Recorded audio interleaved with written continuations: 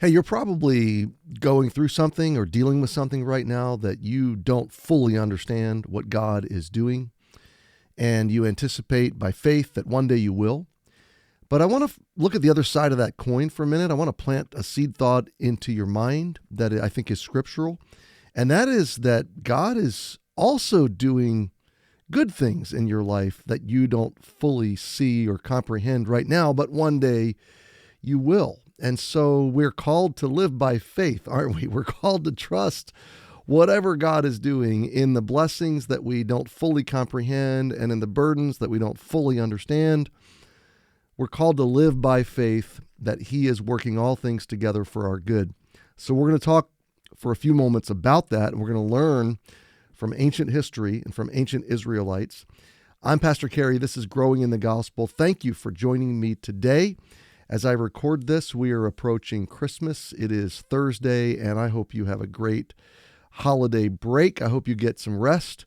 I personally am trying to slow down, catch my breath a little bit. It has been an incredibly busy year, and we're looking forward to some family time and thanking God for the good things He's done for us this year.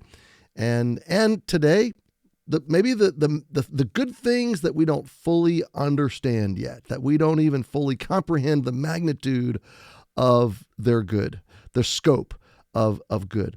I guess the premise of today's thought, my friend, is that God is better to you right now than you know.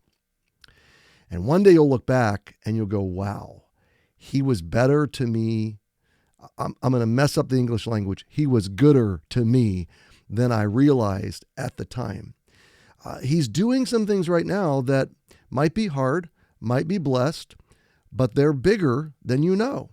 And this is where faith comes in. This is where hope stays alive in our lives, that the good is bigger than we know and the bad is smaller than we know, that the good is more eternal than we know and infinite in scope, and that the bad, the hard, the heavy is more temporal and more light, to use Paul's word, than we really understand. And to get our hearts on that side of the equation, that God is better than I know, the gospel is bigger and more wonderful than I fully can wrap my brain around.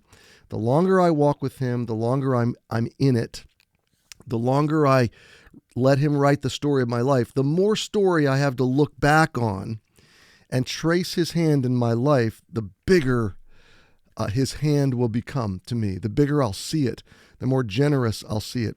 And this is what is before us today. So we're in Psalm 106. I invite you to open a Bible if you have access to one. We did the first 6 verses yesterday, which are sort of introductory and really rich with gospel principles, gospel framework. The call to praise the Lord, to thank the Lord, to celebrate His mercy, and to be saved, to come into His salvation, realizing we've sinned, we've committed iniquity, but we can be brought into God's salvation because He's a God of grace and mercy and love and goodness. And that really is all the first 6 verses. And then the psalmist is going to do us a favor. The psalmist is going to put us in a time capsule and take us all the way back to the beginning of the story with God and ancient Israel, sort of like Psalm 105. It's another history lesson. And there's a bit of a parenthetical thought I'd like to throw in here, and that is that these were not just individuals walking with God and writing songs and poetry and sort of chronicling their walk with God. It started as that. But then this poetry became songs. These songs became hymns or songs that the nation of Israel would use to worship. But what they were, it's kind of like we're instructed in Ephesians and Colossians to teach each other and admonish each other with psalms and hymns and spiritual songs. These psalms were teaching mechanisms. They were how one generation handed their faith and the account of God's good work in their lives and in their nation. It's how they handed it off to the next generation. And so it's so important for us to realize that these psalms are teaching us about the story of God and about the heart of God, who God is, and what God is doing. And then we can, from that understanding, have a better perspective on what God is still doing and who God still is, the same God. We belong to the same God who did all these things. And we are very much like the people who are going to be profiled in verse 7 and forward. We can be forgetful. We can be fickle. We can fail to understand and comprehend. And in our minimalist thinking, we can backslide. We can drift. We can get away from what God is doing in our lives. And so this psalm is it's a warning to us. It's an informative dose of truth that calls us to stay close to God in faith and to trust what he's doing and to remember that he's good, no matter whether we understand it or not. So verse 7 is where we pick up today. Verse 6 sort of lays the groundwork leading into verse 7. We have sinned with our fathers. We have committed iniquity. We have done wickedly. So this is personal now and multi-generational. This is a future generation in Israel saying, we have repeated the mistakes of our forefathers. We own it. There's repentance embedded in this verse. There's humility embedded in this verse. There's a sense of we're no better than them. And now the story is going to unfold. Our fathers understood not thy wonders in Egypt. They remembered not the multitude of thy mercies. I'm going to go ahead and read these verses, and then I'm going to go back and talk through them. They remembered not the multitude of thy mercies, but provoked him at the sea, even at the Red Sea. Nevertheless, he saved them for his name's sake, that he might make his mighty power to be known. So such powerful phrasing here. He, God, rebuked the Red Sea also, and it was dried up. So he led them through the depths, as through the wilderness, and he saved them from the hand of him that hated them, and redeemed them from the hand of the enemy. And the waters covered their enemies. There was not one of them left. Verse 12, then believed they his words. They sang his praise. Now we're going to see through this psalm, on, off, on, off, on, off. This nation, these enslaved Hebrew people coming out of Egypt, had the most significant case of short-term memory loss that you can possibly comprehend. I mean, they just kept forgetting what God had just done for them. Now, before we get too hard on them, I got to tell you, I do the same thing. God can save me from 10 huge problems, and the 11th problem still scares me to death. He can save me from 99, and the 100th problem still scares me to death. And I'm sure this is the one where he's not going to come through. And I turn around and look back on, for me now, 47 years of following Jesus, and I'm like, when am I going to get this? When am I going to stop fearing and worrying and griping and complaining the next trial, the next hardship, the next question or doubt? When am I going to stop letting these things produce anxiety and fear in me? How many times does God have to show me his wonders? How many times does God have to remember me and draw me and bring me forth and save me out of situations and circumstances? How many times does he have to show me his power and make known his power before I'm going to just believe him permanently? Now, I'm not talking about being saved and lost and resaved and lost and resaved and lost. You can't lose your salvation. Once you place your faith in Jesus, it's permanent and you're saved. So don't ever fear losing your salvation. That's not the point. Once you belong to God, though, just like any child growing up, you can doubt his goodness. You can doubt his intervention. You can doubt his control or sovereignty or faithfulness. You can fear, just like any child. It doesn't mean you're unborn. It doesn't mean you don't belong to the family or that your parents aren't your parents. It just means you struggle with doubting your parents' good nature, okay? And that's what I'm talking about, that as followers of Jesus, once we're saved, once we're born into his family, we can never be unborn. We can never lose salvation, but we can struggle with understanding what he's doing. We can struggle with continuing to trust his good heart. And that's really what this psalm is saying. It's really two things. The first is, the overarching thing is, God's going to be faithful whether you believe him or not. God's going to be faithful whether you're faithful or not. He's going to keep his word to you. And that's the overarching message of this psalm. But then the challenge, the admonition of this psalm would be, since God's going to be faithful to you, then learn to quit doubting him, learn to quit running from him, learn to quit hiding from him. Let the sanctification, the spiritual growth of your life mature you to the point that you stop grumbling at him because you're going to, by faith, trust that one day you'll understand in a bigger and broader sense.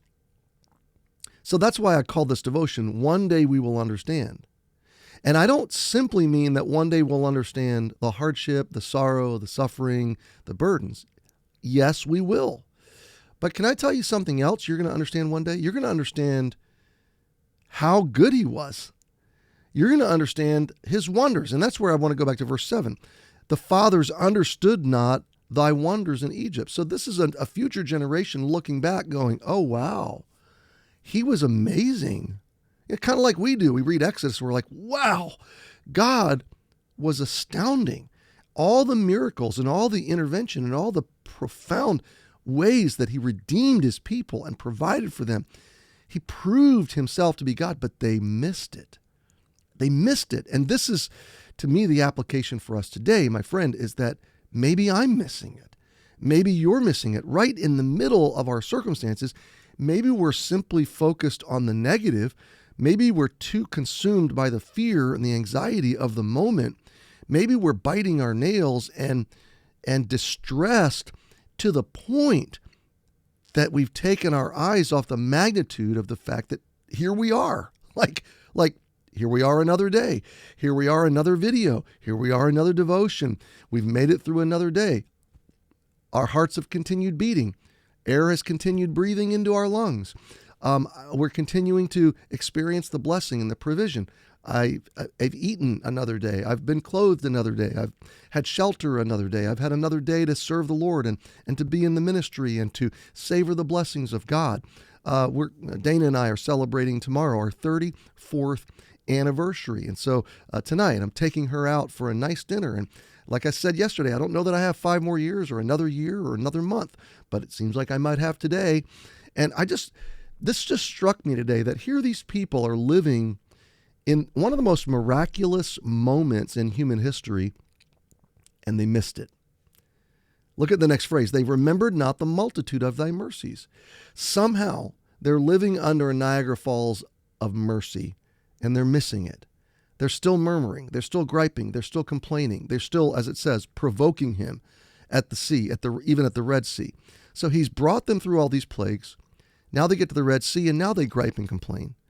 And he's going to part the Red Sea. I mean, God is relentlessly patient, but we are relentlessly doubtful. We are relentlessly faithless. And it's convicting to me that, okay, just in my journey, God's brought me through 22 years of ministry on the West Coast and our family growing up, and he's paid every bill. He's met every need. He's exceeded my hopes and dreams in every respect in my life. And then cancer, and suddenly, oh no, what are we going to do? And God brought us through cancer, and thankfully God healed me. But even if he hadn't healed me, I was ready to trust him with an early death. I was ready to trust him with going to heaven and my family and all that. But then he called us to Connecticut we left a church of 5,000. We came to a church of 93, 11 years ago. And that church on Sunday had 1,500 people. So it's a miracle. So the last 11 years, here I am being living in the middle of an absolute miracle. And you know what I see every day and every week? The hard stuff. You know what I'm tempted to do every day and every week? Fear or be worried about the next challenge. You know what I tend to get my eyes on? The mean email, the mean comment, the mean text message, the unkind people at the appointment, the criticism, the scorn, the trolls, whatever, the false accusations. It's perpetual. But you know what else is perpetual and frankly much bigger than the little? I said this past week to somebody who texted me and said, "Hey, I'm praying for you. Praying that God will keep giving you strength." I said to this person who's a dear friend and a great encourager, I said, "Thank you. The blessings are far more abundant, but the beatings leave bigger bruises." It's like the squeaky wheel that just you might have a car that's perfectly running in good condition, but if you got a part that's rattling, behind your ear, it's driving you crazy. So is the scorn, the criticism, to use a vernacular, slang kind of word, the hate, whatever, the negativity. It's coming all the time. But how sad would it be If I personally, in my story, missed the fact that for 11 years, God's been unfolding miracle after miracle after miracle in this once very discouraged and hurting church and school that he's totally revived and provided for every step of the way in miraculous ways. And someday I just need to write a book about it, because it would take me hours and hours and hours and weeks to tell all the stories of God's miraculous intervention of gospel ministry in New England at Emmanuel. It's remarkable. It is, I will tell you, to me personally, it is every bit as profound as the words we're reading about the Exodus from Egypt and God, the Red Sea. He's parted the Red Sea for our church in very spectacular and unbelievable ways. But you know what we tend to do? We tend to not understand it. We tend to not remember. Next challenge, we forget the last 10. And then we tend to provoke him like they did. But you know what he does? Verse 8, nevertheless, he saved them for his name's sake. He's faithful to his covenant because he cannot lie, and he cannot betray his covenant. Why? That he might make his mighty power to be known. You see, God is working through us on planet Earth today to show himself to others. If you want to know why you're here, if I want to know why I'm here and why we're saved, why we know Jesus, why he doesn't just sweep us up to heaven immediately, and aren't we expecting to go at any moment? But why are we still here? Because God is still making himself known to people on this planet, and he's using us to do it. He's using his church. He's using something like YouTube to make himself known to you and to me and to others, and lots of ways all over the planet that he's moving in mighty power through his church, through gospel teaching and believing, through the power of the gospel that's spreading all over the world. It's really awesome. Verse 9, he rebuked, in this situation, he rebuked the Red Sea, and it was dried up, and so he led them through the depths and through the wilderness. You know what I take away from that, my friend? I've never stood at the Red Sea and needed literally waters to be parted, but I sure have stood at a figurative Red Sea hundreds of times, and maybe you're there now. And as you're standing at the banks of your own Red Sea, you have a choice. You can gripe and murmur and complain and kind of accuse God like they did. Oh, and by the way, he'll still eventually get you through and save you through it. But how much better to remember him, to understand him, to comprehend that he brings you to the banks of the Red Sea so that he can show his mighty power through you. When will we learn to start looking at every hardship as an opportunity for God to show his power in our lives? Every mountain, every immovable situation, every wall we run into, every impossible thing, God leads us to that impossible place, so not so we'll gripe and complain or fear or worry, no, so that we'll look up and say, God, well, I'm looking forward to seeing what you have in mind here.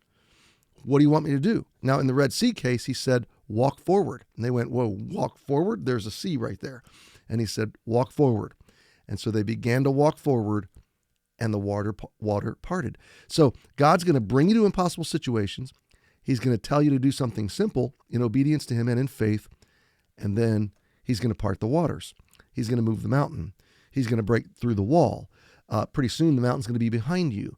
The water's going to be behind you. You're going to be walking through on dry ground. He's going to lead you through the depths. He's going to walk with you in the wilderness. Verse 10, and he saved them from the hand of him that hated them. You got somebody that hates you right now? If God's on your side, if God be for us, who can be against us? It might be driving you crazy that somebody hates you, that somebody's against you, that somebody's out to get you or destroy you. But God is your avenger. God is your redeemer. God's going to save you. He redeemed them from the hand of the enemy, like he's done for us spiritually and like he will do for all of us physically. Verse 11, the waters covered their enemies, and there was not one of them left. God's going to give you a comprehensive redemption, total salvation. You're not going to be hounded by sin, Satan, death, destruction, discouragement, despair. You're not going to be hounded by these things forever. And then what does God do? So God does amazing things. We tend to forget or gripe or murmur or provoke him. He still does amazing things. And then he brings us through. And then what do we do? Verse 12. And then believed they his words, and they sang his praise. And the cycle then repeats itself. So we celebrate, we high five, we jump around, and we congratulate. We're like, yes, this is amazing. God brought us through. And then a month later, we come into our next hardship, our next difficulty, our next trial, and we're right back to where we started. We murmur, we gripe, we complain, we wonder what God's doing. We beg for him to get us out of the trouble. We forget to walk through it by faith. And so I guess the big challenge for me today, and I think maybe for you too, is that we would not only ask God to resolve the hardship, the suffering, the trials of our lives, but that we would keep our eyes on the wonderful things that he's doing. And that we will understand one day I'm going to look at this moment with eyes of wonder and awe, and I'm going to be amazed at how I missed his good hand in my life. And so I don't know that I can avoid that totally, because hindsight is always greater clarity. The longer you have to look back on something, the more clear it becomes. But I guess if I could get a little bit of premature nostalgia, if I could just have some early onset wonder, early onset gratitude, amazement. If I could look at this moment with amazement, it might change me today. It might change my perspective, because God's doing something amazing in you, around you, through you. The fact that you don't see it or don't fully understand it doesn't mean it isn't happening. And one day you will.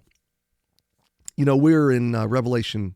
We just finished Revelation 5 on our Revelation study. And, you know, there's this mention of the vials in heaven that hold the prayers of the saints.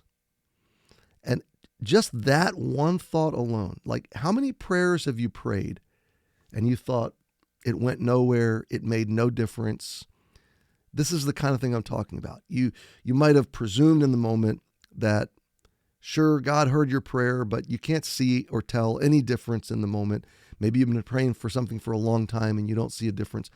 And then one day God's going to pour out those prayers, and we'll see later in Revelation what he does with our prayers. It's absolutely remarkable and astounding. And you're going to marvel at what your prayers accomplished that you never knew. And that's the kind of thing I'm talking about. So they're being led out of slavery by the great creator God, Father of the universe. And he's doing these unbelievable miracles, and they don't get it. And I don't want to be that guy. I don't want to be that follower of God. I want to believe in the middle of the hardship, like I'm going to believe when the spectacular deliverance happens. And then we're going to talk tomorrow about our short-term memory loss. We're going to talk tomorrow about our forgetfulness. So, my friend, I don't know what you're dealing with right now. One day you will understand, but there's something else you're going to understand. One day you're going to understand how good God is right now. Right now, today, in this moment, how exceptionally, wonderfully good and loving he is in your life. So try to get there today a little bit and love him and trust him and bless his name. So that is Growing in the Gospel for today. I hope you'll drop your comments and leave your questions. I love to interact with you. I just want to insert this very quickly before I go. It seems like there's a bunch of false teaching on YouTube, and I want to encourage you to be very careful to guard your heart and your mind and stick with the Word of God. And if you're a troll that seems like there's this subset of people that do nothing but go to faithful Bible teaching websites or videos, and they just troll with debatable hot topics or accusations or frankly false teaching. And if that's you, just know this, your comment will be deleted immediately. So just don't wear your fingers out typing nonsense that I'm just going to delete. I love you. I trust that God's word will change you. If you are here for the journey of growing in the gospel, I'm so glad that you are. Thank you for taking the journey. I'm praying for you. Hope you have a great day, and I will see you tomorrow where we will pick it up in verse 13.